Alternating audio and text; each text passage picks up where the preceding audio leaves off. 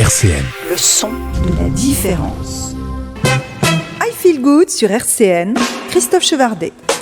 Bonjour à toutes, bienvenue dans un I Feel Good spécial Tour de France. Et oui, 30 minutes d'émission spéciale pour profiter des ondes positives d'un invité, 30 minutes pour prendre le temps d'être à l'écoute d'un homme, cette fois-ci acteur d'un peu de mieux vivre. Il a choisi le vélo pour mieux vivre lui, pour mieux vivre avec les autres. Aujourd'hui, dans I Feel Good, le plaisir d'accueillir un jeune homme de 95 printemps qui fait toujours du vélo. Il s'appelle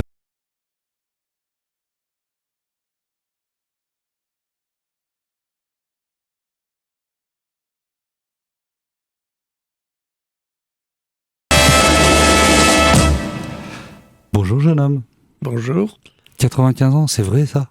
Oui, bientôt 96 dans 6 mois. Alors, vous écoutez l'émission sur le 90.7, vous pouvez la regarder sur YouTube et regardez-la sur YouTube. Vous verrez qu'il y a quand même un doute. Bonjour Nathalie. Bonjour. Vous êtes l'heureuse fille ? Je suis une des 2 heureuses filles. C'est dingue un papa comme ça. Oui, absolument, j'en suis très fière. C'est vrai ? Pourquoi ? Fière de son parcours, fière du courage, de l'abnégation dont a fait preuve papa. On va essayer de découvrir ce qu'il y a derrière ces mots-là, avec vos 3 dates importantes dans votre vie. Monsieur Piron, je suis très très heureux de vous accueillir. Je vous remercie. Parce que quand on vous dit le vélo, ça représente quoi ? Tout de suite, vous allez sur des valeurs. Les efforts physiques réunissent les hommes et préparent les générations du futur. Partez de ce principe-là. C'est sûr, les efforts sont incommensurables. La pluie, le vent, la chaleur, le froid. J'ai monté le Ventoux une fois sous une tempête de neige avec Marie-Claire, François et les autres. Vous savez, quand on arrive, qu'on a la chance de prendre une petite douche, parce qu'il y a des pays où il n'y a pas de douche, croyez-moi, c'est un bonheur parfait. Voilà. Parce que vous avez sous votre main, là, une liste de voyages que vous avez fait en vélo. Vous avez fait combien de voyages en vélo ? À l'extérieur, 20. Alors à l'extérieur, entendons-nous bien. De quoi vous parlez quand vous dites de l'extérieur ? Écoutez, j'ai commencé par l'Irlande du Sud. Voilà. Après, on a fait l'Écosse. Ouais. Et puis après... Je vois du Saint-Jacques-de-Compostelle. Saint-Jacques-de-Compostelle 2 fois. Ça, c'est un souvenir incroyable. Je me souviens plus, ça devait être en 1900, peut-être 82 ou 83. Nous étions 4 avec des petits sacs à dos. Et donc, il y a 2 parcours pour la Saint-Jacques. Vézelay, Hendaye, Hendaye-Saint-Jacques. 1800 kilomètres. Et nous, avec nos vélos, nous rencontrions des vrais pèlerins qui, avec leurs bâtons, couchaient dans les fossés. Nous avions la chance, ou peut-être l'avantage, ou le privilège de coucher dans des hôtels où on pouvait récupérer et repartir. Et je me souviens particulièrement d'un parcours entre Burgos et Léon, 220 kilomètres. Quand j'ai retiré mon cuissard, ma peau des fesses était accrochée après ma peau de chamois. Sans commentaire. Je vous dis, ça vous fait certainement rire. Ça me fait un peu mal. Et parce que le lendemain, il fallait remonter quand même en vélo. Continuez voir la liste un peu de vos voyages. Et alors, quand il y avait, si vous voulez, à l'arrivée, il y avait des gens passionnés. Vous savez, c'était presque indécent de notre part qui nous y allions comme touristes. Et donc, Marie-Claire, très cultivée. Mais ça veut dire quoi ? Ça veut dire que c'était aussi à la fois la démarche philosophique et spirituelle qui vous inspirait un peu Oui et non. On voulait surtout, pour moi, il me semble, on voulait surtout avoir pourquoi les gens, au Xe siècle, partaient donc en pèlerinage. En fait, c'était relativement simple. Les seigneurs qui gouvernaient à l'époque prélevaient la dîme aux paysans. Et ceux qui ne pouvaient pas payer la dîme, alors qu'est-ce qu'ils faisaient ? Après les moissons, ils labouraient leur terrain, ils faisaient les semailles et ils partaient avec leurs musettes, leurs sabots en pèlerinage à Saint-Jacques-de-Compostelle à la place de payer la dîme qu'ils devaient au Seigneur. Et donc la moitié mourait. 50% des pèlerins, quand ils partaient, la moitié mourait. Une grande partie se mariait en cours de route. Et donc ceux qui arrivaient, quand vous arrivez à Saint-Jacques, il y a une très très belle forêt d'eucalyptus. Et ces pèlerins du Xe siècle ramassaient des pierres dans leurs musettes pour construire la cathédrale. Et ce qui m'a le plus frappé, mes amis et moi, c'est qu'il y a une colonne de marbre, les gens se mettent à genoux et posent la main sur la colonne de marbre. Et la colonne de marbre, elle est usée, tellement qu'il y a de pèlerins qui passent. Alors, Monsieur Pierron, il faut que je vous dise une chose, c'est que l'émission, elle dure une demi-heure. Et donc là, on a fait un voyage. Non, mais écoutez, si vous m'avez invité pour faire un condensé, moi, je peux vous dire, tous les voyages que j'ai faits, c'était toujours une découverte pour moi. C'est vrai. Je ne peux pas, si vous voulez, faire la synthèse de 20 voyages comme ça. 20 voyages. Je vous ai demandé combien de kilomètres tout à l'heure, mais mon pauvre ami, pour là. Chaque voyage faisait environ, je sais pas, 1000 kilomètres. Et vous avez commencé à la retraite ou avant ? Je vous l'ai dit, en tant que cheminot, on m'a offert un vélo en 1960. Ouais, mais vous me l'avez dit, mais ça c'était tout à l'heure. Alors c'est pour ça, on recommence pour les auditeurs en fait, d'accord ? C'est pour ça. Ah bon ? Donc ouais, on recommence là. Alors, donc on vous a offert un vélo à la retraite, c'est ça ? En 1977, le 7 janvier, j'ai pris ma retraite. J'avais 50 ans, donc mes collègues conducteurs m'ont offert un vélo. Le vélo, c'était ce qu'on appelle aujourd'hui un tracteur, parce qu'il avait 2 sacoches, il avait un porte-bagages, des garde-boue, etc., etc. Ouais. Donc, après, je me suis trouvé dans un groupe de Marie-Claire François et les autres pour attaquer le grand ballon. Pertinemment, c'est les jeunes garçons qui étaient avec moi qui avalaient devant, et moi je ramais comme un esclave, et j'étais obligé de mettre le vélo sur l'épaule pour couper les boucles pour monter le grand ballon. Et donc Marie-Claire, dont je parle, m'a pris par la main et dit: écoute Joe, il faut quand même, si tu veux rouler avec nous, changer de matériel. Et donc je suis allé sous ses conseils. Et grâce à son amitié, elle m'a emmené chez un professionnel à Nancy qui m'a équipé d'un vélo, pas comme aujourd'hui, mais un vélo moderne, avec un 4 Vitus, des roues Intel, des railleurs Intel, la selle Rolls, c'était, paraît-il, à l'époque, une selle en cuir damée, je sais pas quoi, etc., etc. J'ai changé de matériel, et depuis ce jour-là, j'ai continué, donc, l'Irlande, l'Écosse, etc. Et puis, bon... Cuba. Je me souviens surtout d'une étape, d'un parcours Roanne-Mazamet, la chaîne des puits. Et donc, quelque chose d'extraordinaire. Et puis, plein de voyages. L'Écosse, etc. Tout. Ouais.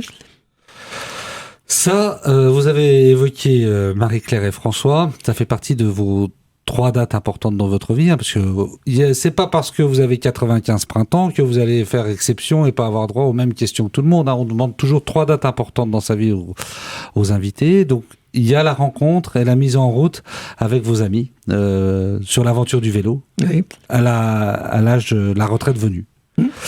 La retraite, elle est venue très tôt pour vous. Vous aviez la 50aine, parce que vous aviez bénéficié d'un départ en retraite anticipé, parce que il y a eu dans votre vie un service de l'État, un service de la nation important, et ça constitue là aussi des dates importantes dans votre vie. On peut les reprendre. On va garder la toute première. On va prendre la deuxième, celle que vous m'avez évoquée en deuxième tout à l'heure. La deuxième date importante dans votre vie, c'était à Nancy ? La deuxième partie, si vous voulez, quand j'ai quitté, donc après mon défilé devant le général de Gaulle. Alors, expliquez. C'était très important quand même, j'étais fier. Vous avez défilé devant le général de Gaulle ? Oui. À Nancy ? À Nancy. Donc pour nos auditeurs, qu'on situe bien. Et j'étais très fier, et je suis tout de suite, après la libération, je suis parti dans la marine. dans la Marine nationale. Vous aviez 17 ans. J'avais 18 ans. 18 ans. Et donc, dans la Marine nationale, j'ai fait pendant 90 jours une formation de commando et de mécanicien en même temps. 90 jours sans sortir. Et donc, après, je suis parti de Mimizan à l'hôtel du Grand Moulot, à Arcachon, qui avait été réquisitionné par la marine. Et pendant un mois, on s'est aiguisé les dents sur les dunes du Pilat, qui font à peu près 90 mètres, il me semble, avec sac à dos, etc., etc. Et tout de suite, je suis parti pour le Vietnam. Le Vietnam, pour moi, c'était pratiquement une aventure de l'inconnu. Je ne savais pas où j'allais. Je ne savais pas du tout ce qui m'attendait. Et donc, nous avons mis un mois pour arriver là-bas.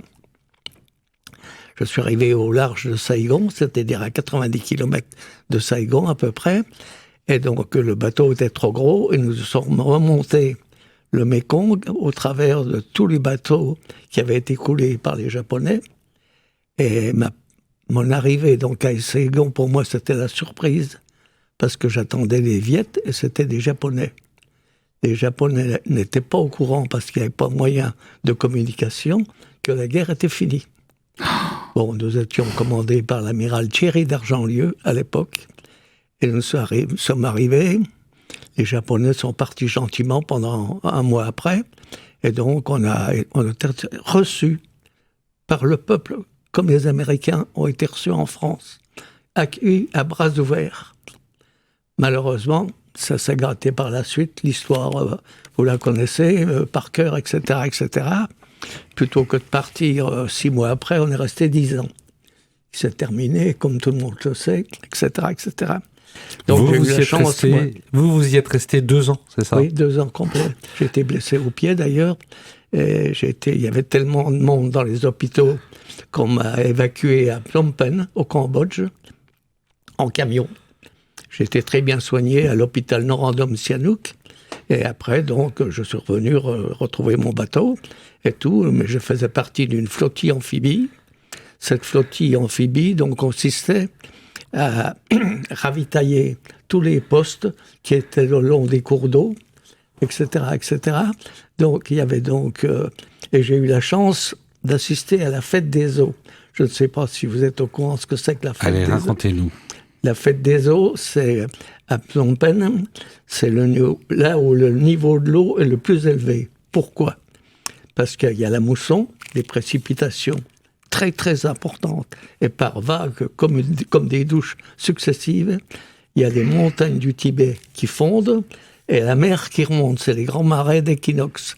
Les gros bateaux, la Marine nationale, peuvent remonter jusqu'à Phnom Penh. Et là, c'est une fête magnifique, avec des courses d'éléphants blancs, des courses de pirogues, ça dure à peu près une quinzaine de jours. Et vous avez encore les images en tête? Comment? Vous avez encore les images en tête ça, c'est dans sûr. le cœur. Et j'ai eu la chance de visiter à dos d'éléphant les ruines d'Angkor. Alors, j'ai une petite histoire, je ne sais pas si je peux vous... Allez, vous me la faites vite fait, mais on n'écoute pas. Allez-y. J'y vais? Allez-y. Les ruines d'Angkor se visitent... On peut la raconter quand même. Hein. Oui, mais non, mais...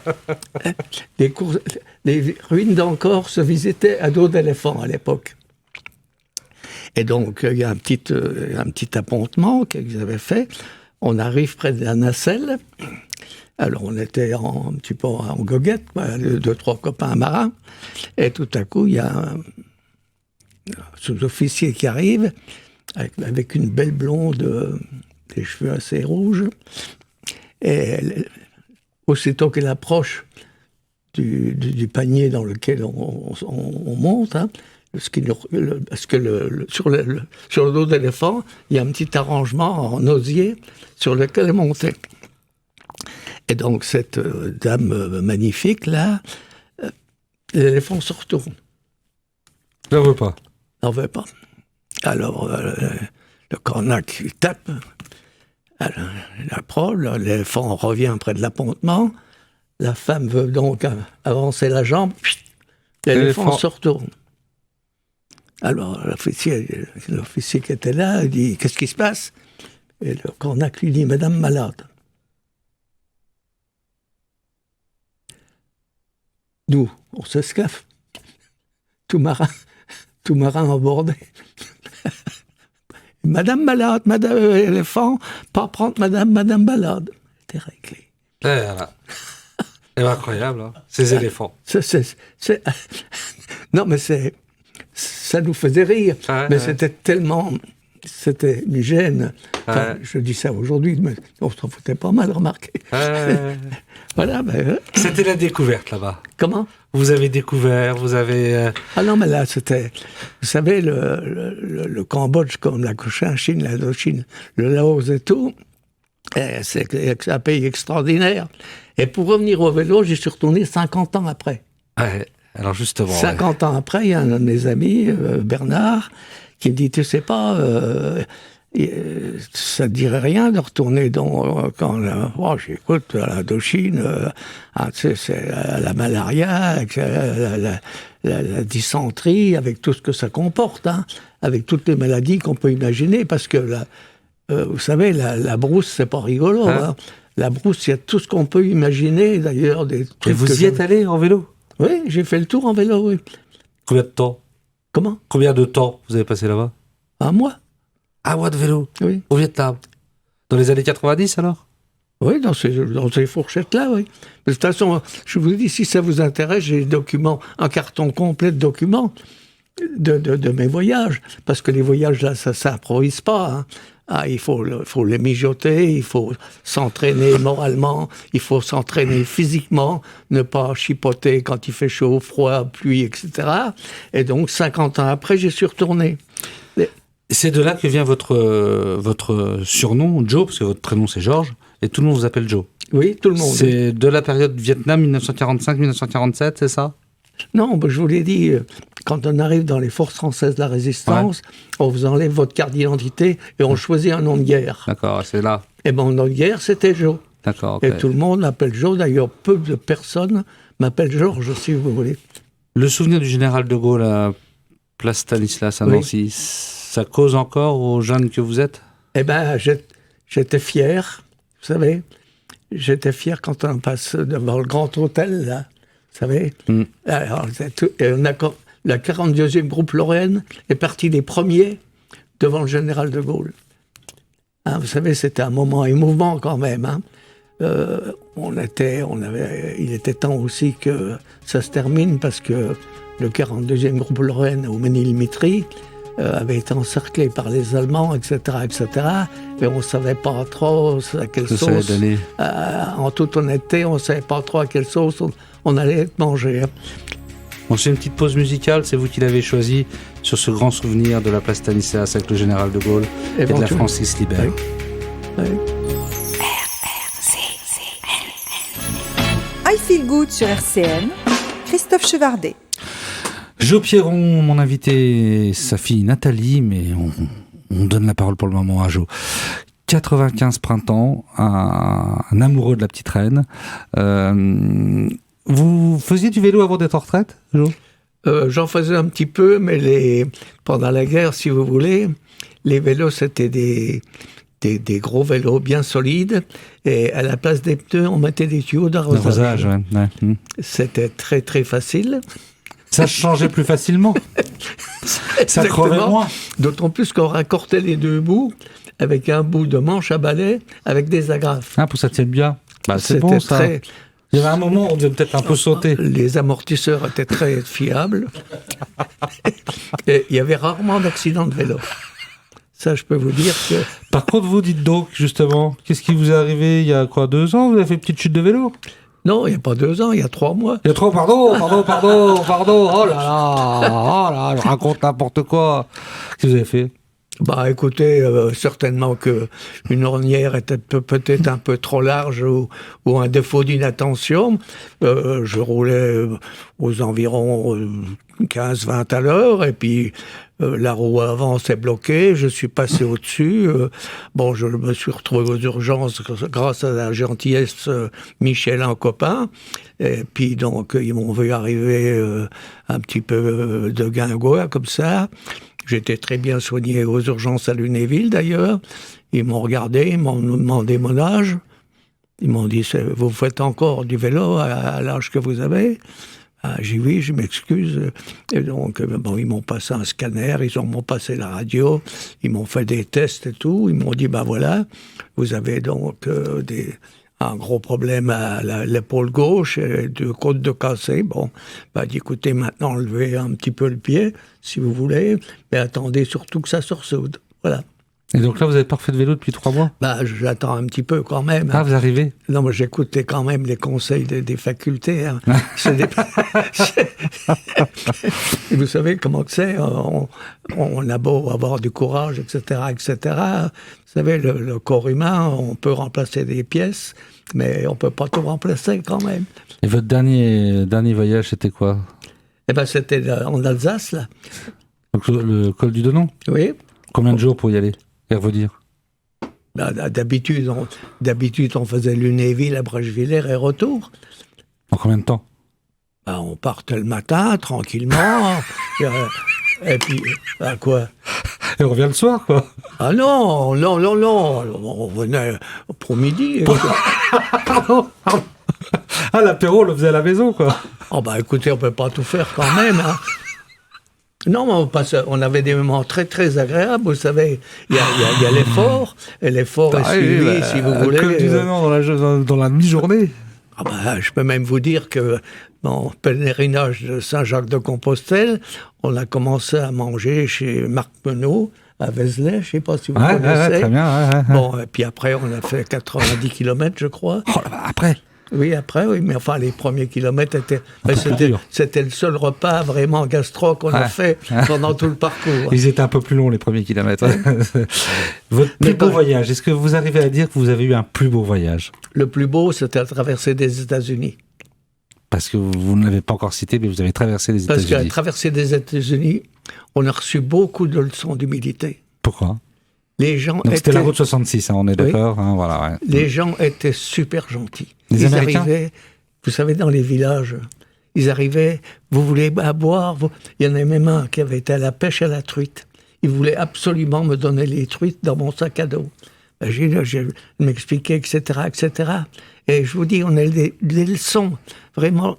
Moi, j'avais été aux États-Unis plusieurs fois avant, et donc les gens étaient super gentils quand même.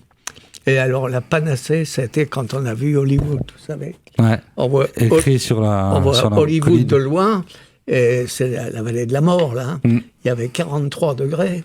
Là, vous voyez, il y avait le goudron qui fondait sous nos pneus. Jo, une demi-heure, ça passe super vite. Et puis, j'ai encore une date importante à partager dans votre vie.